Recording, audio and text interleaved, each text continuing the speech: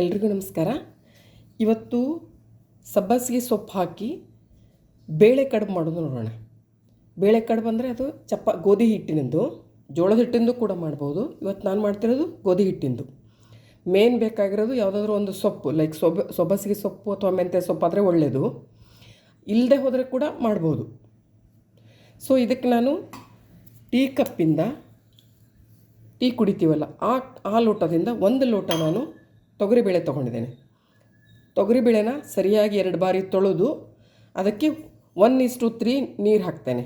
ಒಂದು ಬೇಳೆ ಇದ್ದರೆ ಅದಕ್ಕೆ 3 ಪಟ್ಟು ನೀರು ಹಾಕಿ ಕುಕ್ಕರಲ್ಲಿ ನಾನು 3 ವಿಸಲ್ ತೆಗಿತೇನೆ. ಇದಕ್ಕೆ ಬೇಕಿದ್ರೆ ನೀವು ಟೊಮೆಟೊ ಕೂಡ ಹಾಕೋಬೋದು. ಹಾಗಾಗಿ ನಾನು 1-2 ಟೊಮೆಟೊ ಹಾಕೋತೇನೆ ಇದಕ್ಕೆ. ಈಗ ತೊಳೆದಿರೋ ಬೇಳೆಗೆ ನಾನು 1 ಟೀ ಸ್ಪೂನ್ ಎಣ್ಣೆ, ಒಂದು ಅರ್ಧ ಟೀ ಸ್ಪೂನ್ ಅರಿಶಿಣದ ಹುಡಿ ಮತ್ತು ಹೆಚ್ಚಿಟ್ಕೊಂಡಿರೋ ಹಣ್ಣು ಟೊಮೆಟೊಗಳನ್ನು ಹಾಕ್ತೇನೆ. 2ರಿಂದ 3 ನಿಮಗೆ ಹೇಗೆ ವೇರಿಯೇಷನ್ಸ್ ಬೇಕೋ ಹಾಕೋಬೋದು. ಅದು ಟೊಮೆಟೊ ಸ್ವಲ್ಪ ಹುಳಿ ಇದ್ದರೆ ಒಳ್ಳೆಯದು. ಇದನ್ನು ನಾನು ಬೇಳೆ ನೆನೆಸಿಟ್ಟು ಒಂದು 15 ನಿಮಿಷ ಆಗಿದೆ. ಸೊ ಯಾವಾಗಲೂ ನೆನಪಿರಲಿ, ಬೇಳೆ ಕುದಿಯುವಾಗ ಅದಕ್ಕೆ ಒಂದು ಸ್ವಲ್ಪ 15 ನಿಮಿಷ ನೆನೆ ಇಟ್ಟು ಆಮೇಲೆ ಬೇಯಿಸಿದ್ರೆ ಬೇಗ ಚೆಂದ ಬೇಯ್ತದೆ. ಸೊ ಈಗ 3 ವಿಸಲ್ಸ್ ತೆಗಿತೇನೆ ನಾನು ಇದಕ್ಕೆ.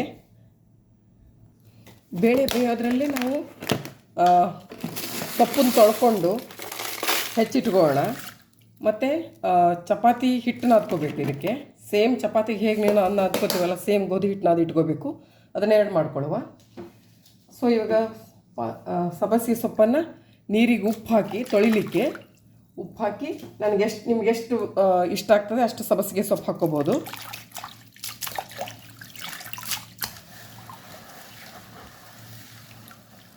ನೆನಪಿರಲಿ, ಆದಷ್ಟು ತರಕಾರಿ ತೊಳೆಯುವಾಗ ಒಂದು ಹಿಡಿ ಕಲ್ಲುಪ್ಪು ಹಾಕ್ಕೊಂಡು ಆ ನೀರಲ್ಲಿ ತೊಳಿರಿ. ಸೊ ದಟ್ ಸ್ವಲ್ಪ ಪೆಸ್ಟಿಸೈಡ್ದು ಎಫೆಕ್ಟ್ ಸ್ವಲ್ಪ ಕಡಿಮೆ ಆಗ್ತದೆ. ಇದೆಲ್ಲ ಇಷ್ಟು ದಪ್ಪ ಗಂಟೆಲ್ಲ ತೆಗಿಬೇಕು. ಇಷ್ಟು ದಪ್ಪದಂಟು ಹೆಲ್ಪ್ ಆಗಲ್ಲ, ಅದು ಬೇಯುವುದಿಲ್ಲ ಬೇಗ. ನಾನು ಹಾಗೆ ತೊಳಿತಾನೆ ಅದನ್ನು ಬಿಡಿಸಿ ತೆಗಿತಾ ಇದ್ದೀನಿ ಬೇಡವಾಗಿದ್ದ ದಂಟು.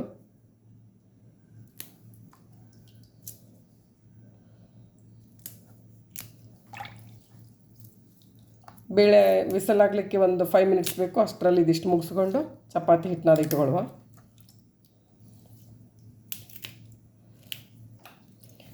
ಆಮೇಲೆ ಸುಮಾರು ಇದು ಬೇಕು ಇದಕ್ಕೆ. ಬೆಳ್ಳುಳ್ಳಿ ಎಷ್ಟು ಚೆಂದ ಹಾಕ್ತೀರಿ. ಬೆಳ್ಳುಳ್ಳಿ ಸಬ್ಬಸಿಗೆ ಸೊಪ್ಪಿನ ಕಾಂಬಿನೇಷನ್ ತುಂಬ ಒಳ್ಳೆಯದು. It's a great combination. ಹಾಗಾಗಿ ಬೆಳ್ಳುಳ್ಳಿ ಸ್ವಲ್ಪ ಧಾರಾಳವಾಗಿ ಹಾಕಬೇಕು. ಇಲ್ಲ ಕೆಲವೊಬ್ರು ಏನಾದರೂ ವ್ರತ ಅದೆಲ್ಲ ಇದ್ದವರು ಬಿಡ್ಬೋದು, ಏನು ತೊಂದರೆ ಇಲ್ಲ.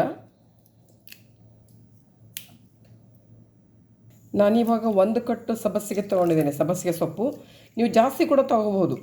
ಸೊಪ್ಪುಗಳನ್ನು ಜಾಸ್ತಿ ಯೂಸ್ ಮಾಡ್ಬೋದು, ಏನು ತೊಂದರೆ ಇಲ್ಲ. ಸೊ ನಾನಿವಾಗ 1 ತೊಗೊಂಡಿದ್ದೇನೆ. ಡಾಕ್ಟ್ರುಗಳೆಲ್ಲ ಸುಮಾರು ಹೇಳ್ತಾರಲ್ಲ, ಆದಷ್ಟು ಸೊಪ್ಪು ತಿನ್ನಿ ಅಂತಂದಾಗ ಆದಷ್ಟು ದೇಹಕ್ಕೆ ಸೊಪ್ಪು ಹೋದರೆ ಒಳ್ಳೆಯದು. ಸೊ ನೀವು ಜಾಸ್ತಿ ಕೂಡ ಯೂಸ್ ಮಾಡ್ಕೊಳ್ಳಿ, ಏನು ತೊಂದರೆ ಇಲ್ಲ. ಸೊ ನಾನು ಇದನ್ನು ಇನ್ನೊಂದು ಬಾರಿ ತೊಳಿತೇನೆ. ನೋಡಿ, ಇಲ್ಲಿ ಮಣ್ಣು ಅಂದರೆ ನೀರು ಈ ರೀತಿ ಬರಬಾರ್ದು ಕಲರ್. ಸೊ ಇನ್ನೊಮ್ಮೆ ತೊಳೆದು ನಾನು ಸಣ್ಣಗೆ ಹೆಚ್ಚಿಟ್ಕೋತೇನೆ.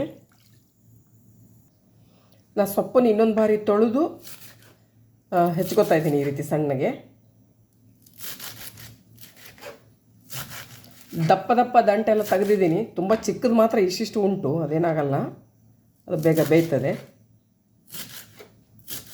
ಓವರಾಲ್ ಸಬ್ಬಸಿಗೆ ಸೊಪ್ಪು ಬೇಗ ಬೇಯ್ತದೆ, ತುಂಬ ಟೈಮ್ ಏನು ಹಿಡಿಯಲ್ಲ ಅದಕ್ಕೆ.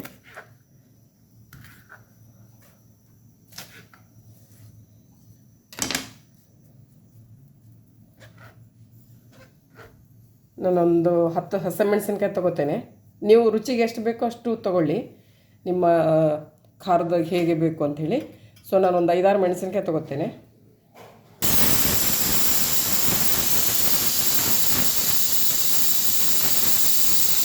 ಮೂರು ವಿಸಲ್ ಆಯಿತು, ಗ್ಯಾಸ್ ಆಫ್ ಮಾಡ್ತೇನೆ ನಾನು. ಇವಾಗ ಇಲ್ಲಿ ಹಸಿಮೆಣಸಿನ್ಕಾಯಿ ಹಾಕ್ಕೋತಾ ಇದ್ದೇನೆ, ಒಂದು 5. ಇದರಲ್ಲಿ 2 ಹಾಕ್ಕೋಬೋದು, ಹಸಿಮೆಣಸಿನ್ಕಾಯಿ ಪ್ಲಸ್ ಸ್ವಲ್ಪ ಕೆಂಪು ಖಾರ 2 ಕೂಡ ಹಾಕ್ಕೋಬೋದು. ಸೊ ನಾನು ಹಾಗೆ ಮಾಡ್ತಾಯಿದ್ದೀನಿ. ಒಂದು 5 ಹಸಿಮೆಣಸಿನ್ಕಾಯಿ, ಒಂದು ಅರ್ಧ tea spoon red chilli powder ಹಾಕ್ಕೋತಾ ಇದ್ದೀನಿ. ಸೊ ನಿಮಗೆ ಯಾವ್ದು ಬೇಕೋ ಅದು ಹಾಕ್ಕೋಬೋದು. ಮತ್ತು ಮನೇಲಿ ಚಿಕ್ಕ ಮಕ್ಕಳದಿದ್ದರೆ ಸ್ವಲ್ಪ ಖಾರ ಕಮ್ಮಿ ಹಾಕ್ಕೊಳ್ಳಿ. ಬಿಕಾಸ್ ಇದು ಸಣ್ಣ ಮಕ್ಕಳಿಗೆಲ್ಲ ಇಷ್ಟ ಆಗುವಂಥದ್ದು ಇದು ಫುಡ್, ಒಳ್ಳೆಯ ಡಿಶ್ ಇದು, ಫುಲ್ ಪ್ರೋಟೀನ್ ಅಲ್ಲ. ನಾನು ರೈಟ್ ನಾವು ಯೂಸ್ ಮಾಡ್ತಿರೋದು ತೊಗರಿಬೇಳೆ. ನೀವು ತೊಗರಿಬೇಳೆ ಬದಲಾಗಿ ಹೆಸರುಬೇಳೆ ಯೂಸ್ ಮಾಡ್ಬೋದು, ಅಥವಾ ಕಾಂಬಿನೇಷನ್ಸ್ ಕೂಡ ಯೂಸ್ ಮಾಡ್ಬೋದು. ಹೆಸರುಬೇಳೆ, ತೊಗರಿಬೇಳೆ, ಕಡಲೆಬೇಳೆ 3 ಒಟ್ಟಿಗೆ ಹಾಕಿ ಕುದಿಸ್ಬೋದು. ಹಾಗೆ ಏನು ಬೇಕಾದರೂ ಚೇಂಜಸ್ ಮಾಡಿಕೊಂಡ್ರೂ ತೋರ ಚೆನ್ನಾಗಿರ್ತದೆ. ಇದರಲ್ಲಿ ಎಲ್ಲ ಬೇಳೆಗಳು ಒಟ್ಟಿಗೆ ಬಂದರೂ ಚೆನ್ನಾಗಿರ್ತದೆ. ನಾನಿಲ್ಲಿ ಸುಮಾರು ಒಂದು 8-9 ಚಪಾತಿ ಆಗುವಷ್ಟು ಹಿಟ್ಟು ತೊಗೊಂಡಿದ್ದೇನೆ. ಅದಕ್ಕೆ ಬೇಕಾದಷ್ಟು ಉಪ್ಪು ಹಾಕುತ್ತೇನೆ. 1 ಟೀ ಸ್ಪೂನ್ ಎಣ್ಣೆ ಕಲಸುವಾಗ ಸಾಫ್ಟ್ ಆಗ್ತದೆ. 1 ಟೀ ಸ್ಪೂನ್ ಸಾಕು, 1 ಟೇಬಲ್ ಸ್ಪೂನ್ ಸಾಕು. ಒಂದು ಪ್ರಾಪರಾಗಿ ಮಿಕ್ಸ್ ಕೊಟ್ಟು, ಚಪಾತಿ ಹೇಗೆ ಕಲಿಸ್ತೀವಲ್ಲ, ಇದು ಚಪಾತಿ ಹಿಟ್ಟೆ, ಏನು ಚೇಂಜಸ್ ಇಲ್ಲ ಆಯಿತಾ. ಹಾಕಿ ಇದೊಂದು ಮಿಕ್ಸ್ ಕೊಟ್ಟು ಆಮೇಲೆ ನೀರು ಹಾಕ್ಕೊಂಡು ಚಪಾತಿ ಹಿಟ್ಟಿನ ಅದಕ್ಕೆ ಕಲಿಸಿದ್ರೆ ಸಾಕು.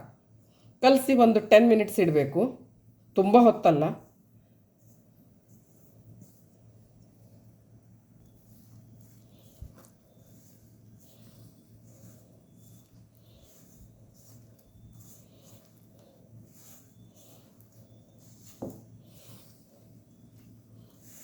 ಯಾವಾಗಲೂ ಹಿಟ್ಟು ಕಲಿಸುವಾಗ ನೆನಪಿರಲಿ, ಜೋಳದ ಹಿಟ್ಟಾಗಿರ್ಬೋದು, ಗೋಧಿ ಹಿಟ್ಟಾಗಿರ್ಬೋದು, ಕಲಿಸುವಾಗ ಒಂದು ಬಾರಿಗೆ ನೀರು ಸುರ್ಕೋಬೇಡಿ.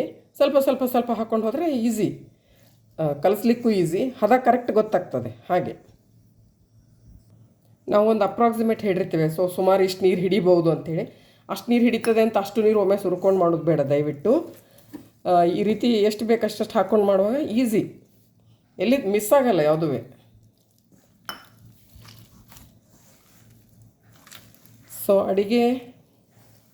ಅಡಿಗೆ ಟೇಸ್ಟ್ ಆಗಬೇಕಲ್ಲ, ಅದರದ್ದು ಕರೆಕ್ಟ್ ಪ್ರಪೋರ್ಷನೇಟ್ ಎಲ್ಲ ಒಳಗಡೆ ಹೋಗಬೇಕು, ಅಂದರೆ ಮಾತ್ರ ಅದು ಇದಾಗ್ತದೆ. ಈಗ ನೋಡಿ ಹಿಟ್ಟು ಎಷ್ಟು ಮಿದಿಬೇಕು. ನಾವು ಜೋಳದ ಹಿಟ್ಟಾದರೆ ಸರಿ ನಾದ್ತೀವಿ, ಇದಕ್ಕೆ ನಾದೋದು ಬೇಡ. ಇದಕ್ಕೆ ಒಂದು ಸತಿ ಬೈಂಡ್ ಆಗಬೇಕು. ಬೈಂಡ್ ಆದಮೇಲೆ ಹೀಗೆ ನಾವು ಸರಿಸ್ಕೊಂಡಾಗ ಇದು ನಮ್ಮ ಕೈಗೇನೋ ತಾಗಬಾರ್ದು. ಈಗ ನೋಡಿ ಫಾರ್ ಎಕ್ಸಾಂಪಲ್ ಇನ್ನು ಸ್ವಲ್ಪ ಕಲಿಸ್ಬೇಕಷ್ಟೆ, ನಾದೋದಲ್ಲ, ಜಸ್ಟ್ ಒಂದು ಸತಿ ಹಿಟ್ಟು ನೀಟಾಗಿ ಕಲಸಿ. ಈಗ ಇದು ಕೈ ಹಿಟ್ಟಿದೆ ಅಲ್ಲ, ಇದಕ್ಕೆ ಇನ್ನೊಂಚೂರು ಡ್ರೈ ಹಿಟ್ಟು ಹಾಕ್ಕೊಂಡು ನಾನು ಇದು ಮಾಡುವಾಗ ಕರೆಕ್ಟಾಗಿ ಹೋಗ್ತದೆ.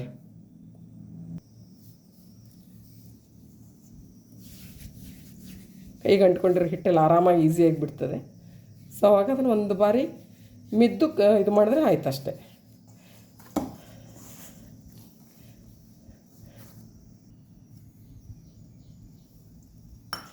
ಜಸ್ಟ್ 1-2 ಹನಿ ನೀರು ಹಾಕ್ಕೊಂಡು ಮೇಲ್ಗಡೆ ಒಣಗದೇ ಇರಲಿ ಅಂತ ಹಾಕ್ಕೊಂಡು ಈಗ ನೋಡಿ ಎಲ್ಲ ಏನಕ್ಕೂ ಅಂಟ್ಕೋತಾ ಇಲ್ಲ, ಅಂದರೆ ಇದು ಕರೆಕ್ಟ್ ಮಿದ್ದಿದೆ ಅಂತ ಅರ್ಥ.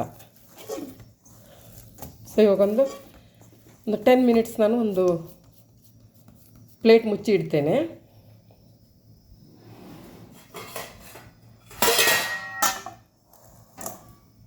ಇವಾಗ ಒಂದು ಗಡ್ಡೆ ಬೆಳ್ಳುಳ್ಳಿ ಬಿಡಿಸ್ಕೊಳ್ವಾ. ಬೆಳ್ಳುಳ್ಳಿ ನಿಮಗೆ ಜಾಸ್ತಿ ಬೇಕಿದ್ರೆ ಜಾಸ್ತಿ ಹಾಕ್ಕೋಬೋದು. ನಾನು ಇವಾಗ ಒಂದು ದೊಡ್ಡ ಗಡ್ಡೆ ತೊಗೊಂಡಿದ್ದೇನೆ.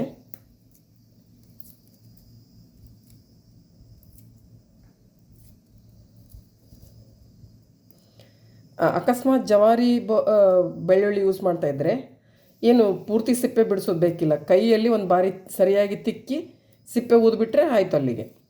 ಅದರದ್ದೇನು ತುಂಬ ತಿಕ್ಕ ಸಿಪ್ಪೆ ಇರೋದಿಲ್ಲ, ಕರಗಿ ಹೋಗ್ತದೆ ಬೇಯುವಾಗ, ಅಷ್ಟು ತಿನ್ನಿರ್ತದೆ. ನಾ ಬಾಕಿ ಎಲ್ಲ ಇದು ಬೆಳ್ಳುಳ್ಳಿ ಬಿಡಿಸ್ಕೊಂಡು ಇಟ್ಕೋತೇನೆ. ಈ ಬೆಳ್ಳುಳ್ಳಿನ ಜಜ್ಜಿ ಇಟ್ಕೋತೀನಿ ಒಂದು ಕಲ್ಲಿಂದ, ಜಸ್ಟ್ ಒಂದು ಕ್ರಷ್ ಮಾಡಿ ಇಟ್ಕೊಳ್ಳೋದು. ಇವಾಗ ನಾನು ಬಾಣಲೆ ಇಟ್ಟಿದ್ದೇನೆ. ಬಾಣಲೆ ಹೇಗೆಂದರೆ ಡೀಪಾಗಿರೋದು ತೊಗೋಬೇಡಿ, ಹೀಗೆ ಶಾಲು ಅಗಲವಾಗಿದ್ದರೆ ಒಳ್ಳೆಯದು. ಅದರಲ್ಲಿ ನಾನು ಅದು ಕಾದ್ಮೇಲೆ ಒಂದು 3 ಟೇಬಲ್ ಸ್ಪೂನ್ ಎಣ್ಣೆ ಬೇಕಿದಕ್ಕೆ. ಇವಾಗ ಬಾಣಲೆಗೆ 3 ಟೇಬಲ್ ಸ್ಪೂನ್ ಎಣ್ಣೆ ಹಾಕಿದ್ದೇನೆ. ಎಣ್ಣೆ ಕಾಯ್ದ ಮೇಲೆ ಸಾಸಿವೆ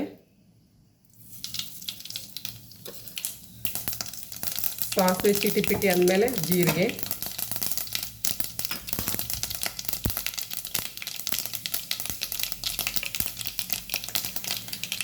ಆಮೇಲೆ ಬೆಳ್ಳುಳ್ಳಿ,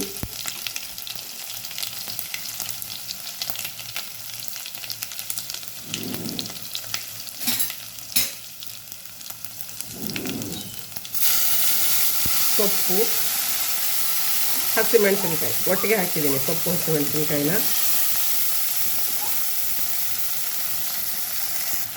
ಒಂದು 2 ನಿಮಿಷ ಈ ಎಣ್ಣೆಯಲ್ಲಿ ಬಾಡಿಸ್ಲಿಕ್ಕೆ ಸೊಪ್ಪನ್ನು.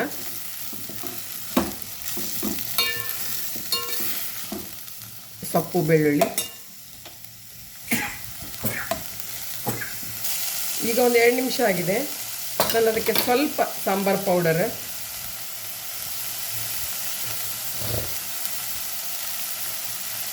ಸ್ವಲ್ಪ ಉಪ್ಪು,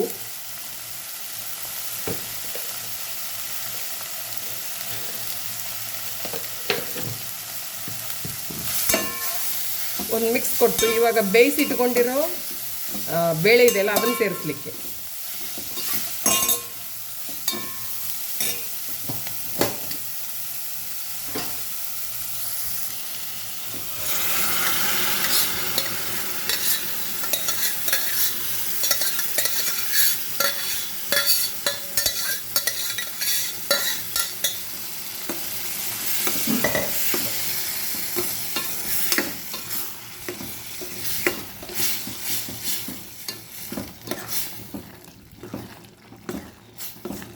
ಈ ಬೇಳೆ ಇನ್ನೂ ಬೇಯ್ತದೆ. ಈಗ ನೀರು ಇನ್ನೂ ಕಮ್ಮಿ ಆಯಿತು. ಸೊ ನಾನು ಇನ್ನೊಂದು ದೊಡ್ಡ ಗ್ಲಾಸ್ ನೀರು ಕುಡಿತೀವಲ್ಲ ಆ ಗ್ಲಾಸಿಂದ ನೀರನ್ನ ಕುದಿಸಿ ಇದಕ್ಕೆ ಸೇರಿಸ್ತೇನೆ. ಸಪ್ರೇಟಾಗಿ ಕುದಿಸಿ ಇದಕ್ಕೆ ಸೇರಿಸ್ಕೊತೇನೆ, ನೆನಪಿರಲಿ. ನಾನು ಪಕ್ಕದ ಬಾಣಲೆಯಲ್ಲಿ ಆಲ್ಮೋಸ್ಟ್ ಈಗ 1.5 ಗ್ಲಾಸ್ ನೀರು ತೊಗೊಂಡಿದ್ದೇನೆ. ನೀರು ಕುಡಿಯೋದ್ರಿಂದ ಎಷ್ಟು ಬೇಕಷ್ಟು ನೋಡಿ ಹಾಕ್ಕೊಳ್ಳುವ, ಕಮ್ಮಿ ಬೀಳಬಾರ್ದು. ಹಾಗೆ ಅದು ಚಪಾತಿ ಬೇಯಲಿಕ್ಕೆ ಸ್ವಲ್ಪ ಟೈಮ್ ತೊಗೋತದೆ. ಚಪಾತಿ ಕಟ್ ಮಾಡಿ ಹಾಕ್ತೀವಲ್ಲ ಇದರಲ್ಲಿ, ಅದಕ್ಕೆ ನೀರು ಬೇಕು. ಅದಕ್ಕೋಸ್ಕರ ಇದು ಡೈರೆಕ್ಟಾಗಿ ತಣ್ಣೀರು ಹಾಕಬೇಡಿ.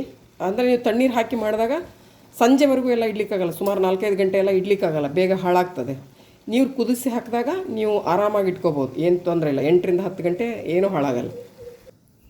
ಅಲ್ಲಿ ನೀರು ಕುದ್ದು ಕರೆಕ್ಟಾಗಿ ರೆಡಿ ಆಗೋಷ್ಟರಲ್ಲಿ ನಾವು ಇದು ಚಪಾತಿ ತಿಡ್ಕೊಳ್ಳುವ. ಚಪಾತಿ ಎಷ್ಟು ದಪ್ಪ ಇರಬೇಕಂದ್ರೆ ನಾವು ನಾರ್ಮಲ್ ಚಪಾತಿ ಮಾಡ್ತೀವಲ್ಲ ಅದರ ಡಬಲ್, 2 ನಿಂಬೆಹಣ್ಣದಷ್ಟು ಗಾತ್ರದಷ್ಟು ಹಿಟ್ಟು ತಗೊಂಡು ಡಬಲ್ ಅಂದರೆ ಚಪಾತಿ ಎಕ್ಸಾಕ್ಟ್ಲಿ ಡಬಲ್ ದಪ್ಪ ಆಗಬೇಕು. ಹಾಗೆ ಸೊ ಈಗ ತಿಡ್ಕೋತೇನೆ. ಚಪಾತಿದು ಎಕ್ಸಾಕ್ಟ್ಲಿ ಡಬಲ್.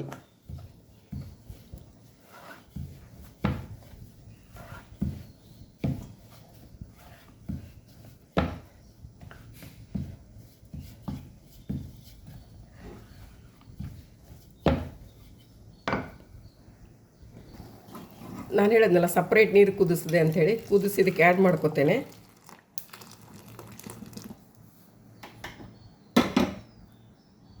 ಈ ಇದರಲ್ಲಿ ನಮಗೆ ಖಾರ ಉಪ್ಪು ಏನಾದರೂ ಹೆಚ್ಚು ಕಡಿಮೆ ಬೇಕಾ ನೋಡ್ಕೊಂಡು ಮಾಡ್ಕೊಳ್ಳಿ.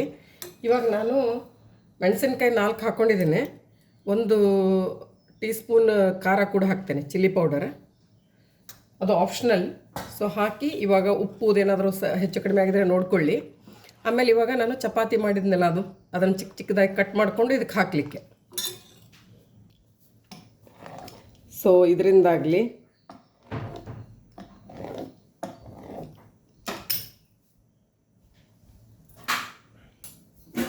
ಇದು ಇಲ್ಲದೆ ಹೋದರೆ ಚಾಕುವಿಂದ ಯೂಸ್ ಮಾಡ್ಕೊಳ್ಳಿ. ಸೊ ಚಾಕುವಿಂದ ಹೇಗೆ ಮಾಡಲಿಕ್ಕೆ ಸುಮ್ಮನೆ ಹೀಗೆ ಕಟ್ ಮಾಡ್ಕೊಂಡ್ರೆ ಆಯಿತು.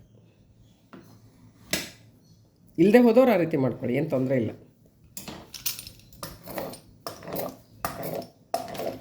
ಸೊ ಇದನ್ನು ನಾನು ಕುದಿಯೋ ಬೇಳೆಗೆ ಸೇರಿಸ್ಲಿಕ್ಕೆ ಇವಾಗ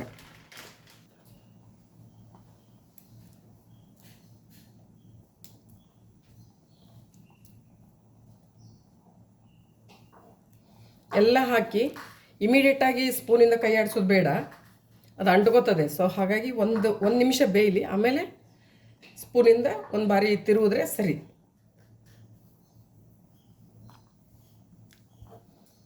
ಇದೇ ರೀತಿ ಬಾಕಿ ಚಪಾತಿಗಳನ್ನು ಮಾಡಿ ಇದಕ್ಕೆ ಸೇರಿಸ್ಕೊತೇನೆ. ನಾನಿವಾಗ ಮಾಡ್ತಿರೋದು ಸುಮಾರು 4 ಜನರಿಗೆ ಸಾಕಾಗೋಷ್ಟು ಮಾಡ್ತಿರೋದು. ಅದಕ್ಕೆ ಹೇಳಿದ್ನಲ್ಲ, ಒಂದು 4 ಚಪಾತಿ, ಒಂದು 8 ಚಪಾತಿ ಲೆಕ್ಕ ಅಂಥೇಳಿ. 8 ಚಪಾತಿ ಪ್ಲಸ್ ಅಲ್ಲಿ ಬೇಳೆ ಹಾಕುವಾಗ ಆರಾಮಾಗಿ 4 ಜನರಿಗೆ ಸಾಕಾಗ್ತದೆ.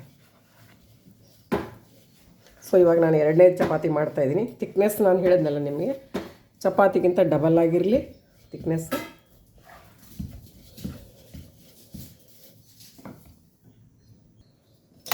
ಇವಾಗ ಇದರಲ್ಲೂ ಕೂಡ ಹೀಗೆ ಅಂತೇನಿಲ್ಲ, ನಾವು ಮುಂಚೆಯಿಂದ ಅಮ್ಮ ಹೇಗೆ ಕಟ್ ಮಾಡ್ಕೊಂಬರ್ತಾಯಿದ್ರು ಈ ಶೇಪಲ್ಲಿ ಕಟ್ ಮಾಡ್ಕೊಳ್ಳೋದು, ಸೇರಿಸ್ಕೊಳ್ಳೋದು.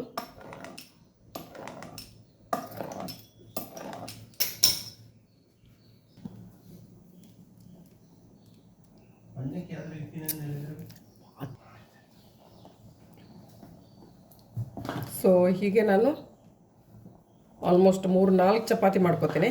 ಈಚ್ ಚಪಾತಿ ಥಿಕ್ನೆಸ್ ಎಷ್ಟು ಅಂದರೆ ನಮ್ಮ ನಾರ್ಮಲ್ ಚಪಾತಿಗಿಂತ ದಪ್ಪ ಇದೆ, ಡಬಲ್ ಇದೆ. ಸೊ ದ್ಯಾಟ್ ಇದೊಂದು ಅಂದರೆ ಇದನ್ನು ಹೈ ಫ್ಲೇಮಲ್ಲಿ ಇಡಲಿಕ್ಕಿಲ್ಲ, ಲೋವರ್ ಮೀಡಿಯಮ್. ನೀವು ಹೈ ಫ್ಲೇಮಲ್ಲಿ ಇಟ್ಟರೆ ಅದು ಒಳಗಡೆ ಚಪಾತಿ ಎಲ್ಲ ಬೆಂದಿರೋದಿಲ್ಲ ಇದು. ಸೊ ನೀಟಾಗಿ ಬೇಯಬೇಕು. ಸೊ ನಾನಿವಾಗ 3ನೇ ಚಪಾತಿ ಕಟ್ ಮಾಡಿ ಹಾಕ್ತಾಯಿದ್ದೀನಿ.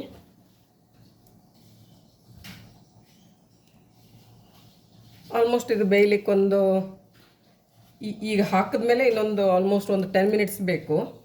ಹಾಗೆ ಅವಸರದಲ್ಲಿ ಏನಾಗಲ್ಲ ಇದು.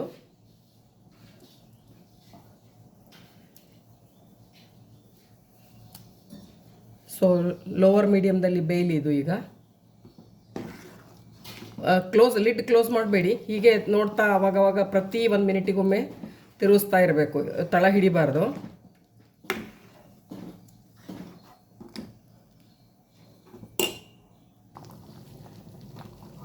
ಕುದೀತಾ ಇದೆ, 5 ಮಿನಿಟ್ಸ್ ಕುದೀಲಿ ಇವಾಗ.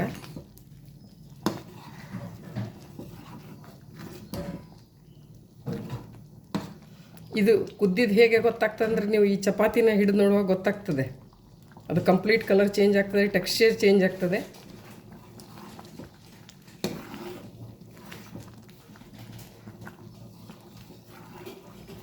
ನೆನಪಿರಲಿ, ಇದರಲ್ಲಿ ಬಾಣಲೆ ತೊಗೊಳ್ಳೋದು ಕೂಡ ಡೀಪಾಗಿ ತೊಗೋಬೇಡಿ, ಸ್ವಲ್ಪ ಈ ಥರ ಶಾಲು ಅಗಲ ಇರೋ ಪಾತ್ರೆ ತೊಗೊಳ್ಳಿ ಯಾವಾಗಲೂ.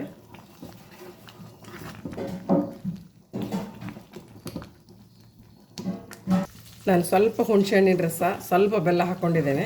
ನನಗೆ ಅದು ರೆಕಾರ್ಡ್ ಮಾಡುವಾಗ ಮರ್ತೋಯ್ತು.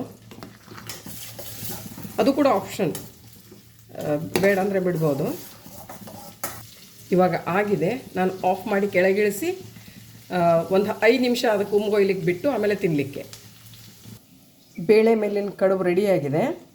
ತುಂಬ ಅದ್ಭುತವಾದಂಥ ಟೇಸ್ಟು. ಇದಕ್ಕೆ ನಾನು ಹೇಳಿದ್ನಲ್ಲ, ಸಬ್ಬಸಿಗೆ ಸೊಪ್ಪು ಅಥವಾ ಮೆಂತ್ಯ ಸೊಪ್ಪು ಇಂಪಾರ್ಟೆಂಟ್. ಇಲ್ಲದೆ ಹೋದರೂ ಕೂಡ ಸೊಪ್ಪು ಇಷ್ಟಪಡದೇ ಇದ್ದವರು ಕೂಡ ಹಾಗೆ ಕೂಡ ಮಾಡ್ಕೋಬೋದು. ಅದೊಂದು ಸ್ಕಿಪ್ ಮಾಡಿ ಬಾಕಿ ಸೇಮ್ ಪ್ರೊಸೀಜರ್. ನೀವು ಮಾಡಿ ತಿಂದು ನನಗೆ ಕಮೆಂಟ್ಸ್, ಕಾಂಪ್ಲಿಮೆಂಟ್ಸ್ ಹಾಕೋದು ಮರಿಬೇಡಿ. ಇನ್ ಕೇಸ್ ಏನಾದರೂ ಸಬ್ಸ್ಕ್ರೈಬ್ ಆಗಿರದೆ ಹೋದರೆ ನನ್ನ ಚಾನಲ್ಗೆ ಸಬ್ಸ್ಕ್ರೈಬ್ ಆಗಿ. ನಿಮಗೆ ಈ ರೆಸಿಪಿ ಲೈಕ್ ಆಗಿದ್ದರೆ ಒಂದು ಲೈಕ್ ಕೊಡಿ ನನಗೆ. Thank you. ನೀವು ಕೂಡ ಬೇಳೆ ಮೇಲಿನ ಕಡುಬು ಮಾಡಿ ಎಂಜಾಯ್ ಮಾಡಿ. Thank you.